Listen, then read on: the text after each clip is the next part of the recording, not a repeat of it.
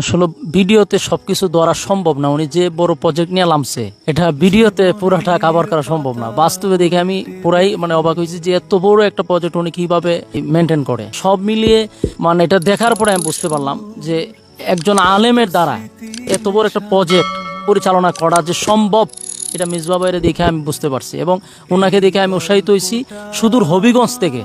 আমি ওনার সাথে বারবার কথা বলছি যে ভাই, আমার দেখার অনেক স্বপ্ন, আমি স্পটে এসে দেখব। দেখার পরে আমার ভাষা নাই যে আমি একটা নতুন হাবিবুর রহমান মিসবাহকে দেখতে পারছি। মসজিদ মাদ্রাসার পরেও যে কিছু করা যায়, এটা আমার ভাই থেকে আমি শিখলাম, এবং আরো শিখার আছে, আমি শিখার জন্যই আসছি। এই গল্পটা আমার